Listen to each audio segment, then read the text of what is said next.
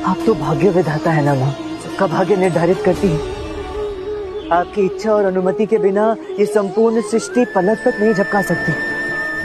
फिर पापी और कुकर्मी क्यों सदैव सुखी रहते हैं और हम जैसे निरपराध साफ सुथरे आपके आदर्शों का पालन करने वालों की परीक्षाएं कभी समाप्ति नहीं होती?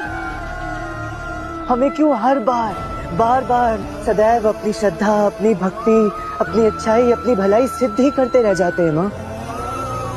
ये सारे कष्ट, ये धिक्कार, ये तिरस्कार, ये ठोकरें, ये घृणा, ये हमारे हिस्से क्यों आते हैं माँ?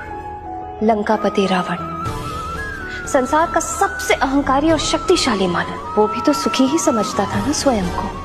पर परिणाम क्या हुआ? अहंकार और मद के नशे में चूर एक ऐसा राजा हिरण्यकश्यप, जो भगवान की मूर्तियों को तोड़कर स्वयं को भगवान घोषित कर चुका था। उसे भी यही लगता था कि उसका कोई कुछ नहीं बिगाड़ सकता। वहाँ अमर है, अजर है, अमिट है, उन्हें कोई नहीं मार सकता।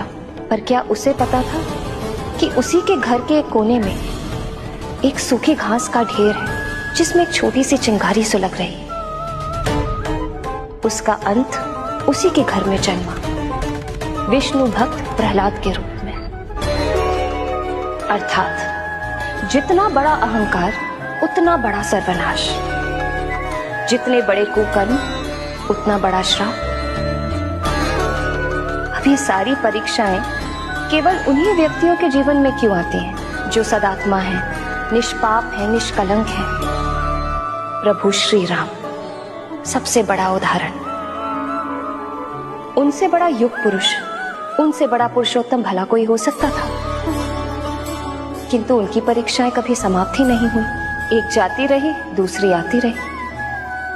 वे तो स्वयं भगवान थे, उन्हें क्या आवश्यकता थी इतने कष्ट भोगने की, इतनी परीक्षाएं देने की? पर उन्होंने ये सब सहा, क्योंकि वो जानते थे कि कोई भी अपनी नियति से नहीं भाग सकता, और एक राजा का कर्तव्य उनकी नियति थी, जिसे निभाना उन्होंने अपना परम धर्म समझा। उदाहरण बने कि जब प्रभु श्री राम जैसे परम पुरुष, परमवीर धनुषधारी नियति का सम्मान करके उसका अनुसरण कर सकते हैं, तो रामा क्यों नहीं?